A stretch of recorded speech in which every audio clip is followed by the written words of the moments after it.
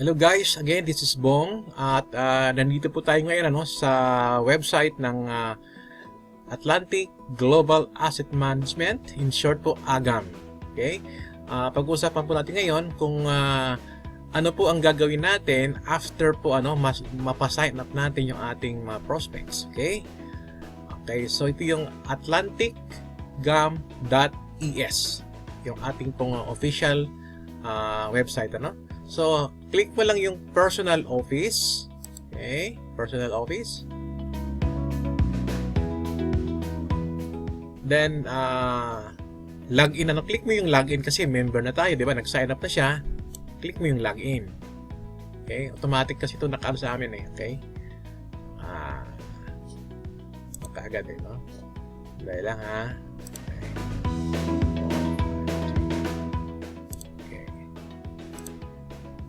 Ayan. Alter Panaligan. That's my account. Okay. Pag nag-sign up po sila, ito po makikita nila sa kanilang back office. Then, click mo lang yung profile. Okay. Click lang yung profile.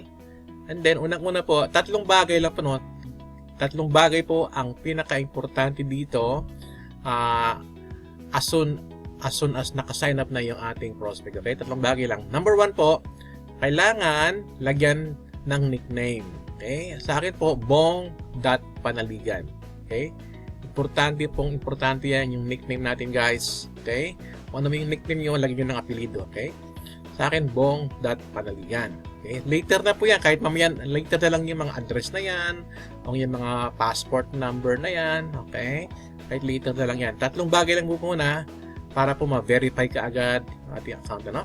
Okay? So, next one is yung click changes, save changes, click mo yan, lagay mo na yung nickname, and then yung current password. Okay?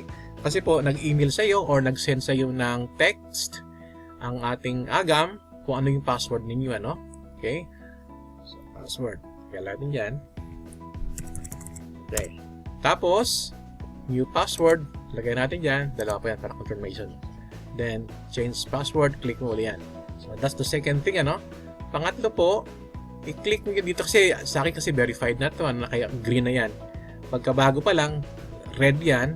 Then, para ma-verify, click lang yung red button na verify your email. Importante po yan para at least makatanggap kayo ng mga email from the company. Okay? So, follow instructions lang po as you click on the verification sa email niyo. Okay? Ngayon po, log out muna tayo, Kasi may mga tanong kasi minsan kung paano mag-register. So, ito yun, Ito pa rin yung website natin, private.atlantic.es. Ito kasi may option dito. Kung gusto mo mag-login, okay? Kung gusto mag-register. Yeah? So, importante, pag nag-sign up tayo, again, simula lagi yan sa +44, di ba? Blah, blah, blah, Tapos mga number na yan dyan, okay? Email address. Okay? Lagay mo yung email address yan. Tapos, syempre, verify mo rin kung ikaw yung upline, di ba? Malalaman naman dito yan, Ito yung pinaka-ID number natin. Okay? So, that's all for now, guys. And have a good day. Bye!